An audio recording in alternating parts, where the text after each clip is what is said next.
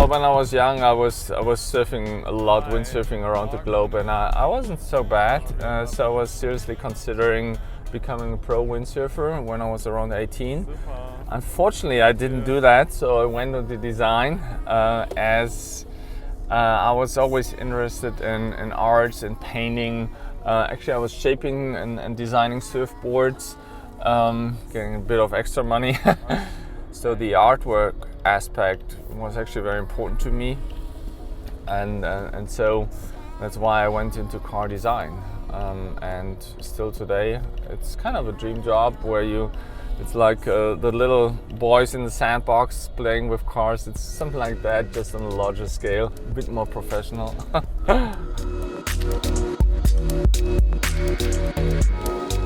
No, of course, I'm not only responsible for Mercedes-Benz car group, also we are the largest truck manufacturer of the world, not only with Mercedes trucks.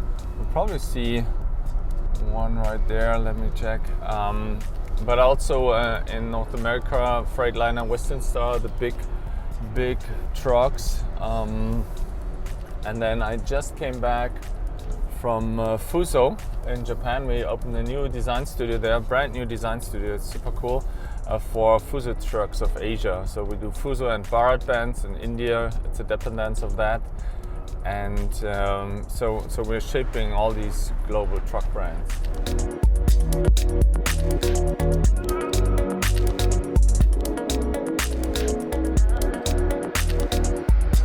Well, inspiration is everywhere. As a designer, you have to go through the world with open eyes, and most crucial for that is travel, because you have to leave your studio and go somewhere else. Otherwise, you will lose your criticism, you will lose your fresh eye. It's a constant process of inspiration.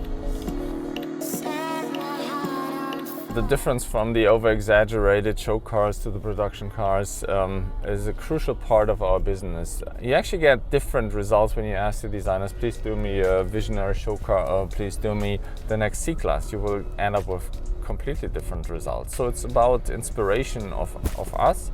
It's about inspiration of others. It's of course about building the brand and making the brand iconic, creating future icons such as Maybach 6 show cars, for instance, many others. Design is not free art. It is within the show cars, yes, but it's not within the production cost. There are restrictions in engineering costs and so on. And actually this makes the job interesting, because otherwise everybody could do it, right? We do a very professional job, and in the end we have a sustaining product. And I think that's also a great challenge. So it's really the right balance between the visionary show car and the haute couture production car.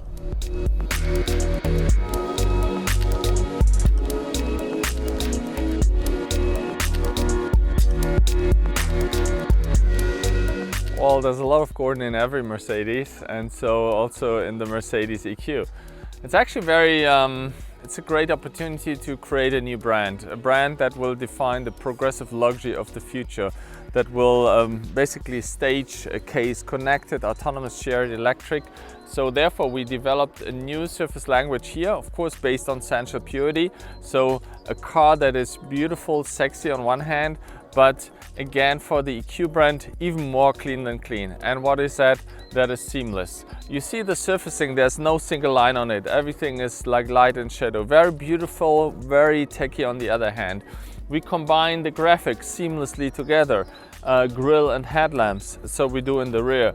And then we put it onto a proportion here as the first car, the EQC, in our mainstream segment, GLC, mid-size SUV, hottest selling segment. We made the car even more sporty. Electric is sporty. So we have a sloping roofline, we have big shoulders, and so we have a great stance onto the street, and therefore this car is very sporty on one hand and very techy on the other.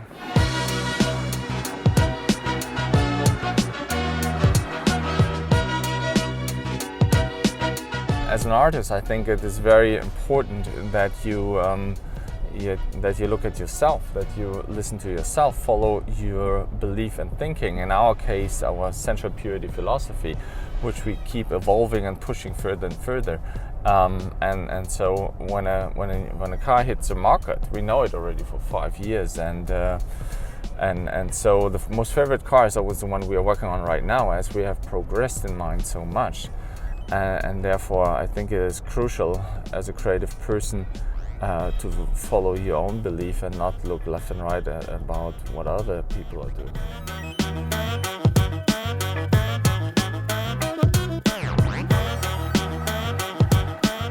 No, I actually don't feel like being the design boss. I feel like I'm certainly a designer with a very strong opinion that sometimes definitely is not democratic. Design must not be democratic, because the more people are talking in, the more it will water down the design. So my job is to have a strong voice and a strong opinion, especially in a big organization like a car company. But I don't feel, or hopefully don't behave like the boss of design. Maybe my perception is different actually from the outside perception. Could be it, because I'm coming places, people see me, sometimes I'm going to do a selfie, so I guess I'm probably more famous than I'm aware of.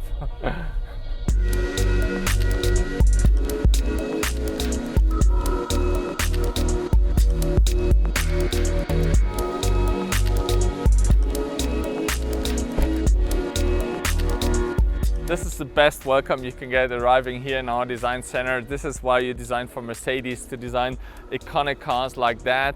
Here's our latest baby, the GT 4-door in this white color with the black shadow package. Super iconic, beautiful car. And then next to it is my GT 2-door in black shadow package. I always drive black cars with all black, like nice and mean. So this is really why I love this job.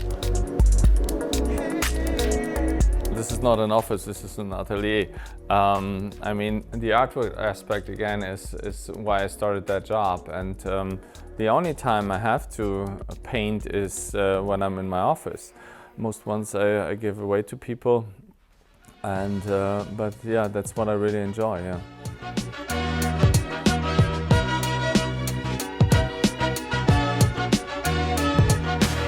It's a very intense job. Therefore, after that, I need a week off doing no design, so work hard, play hard. That was our day with Gorden Wagener, the Chief Design Officer of Daimler. And now he's on his bike driving through the trees, so that means the end of the day. And this is the same for us.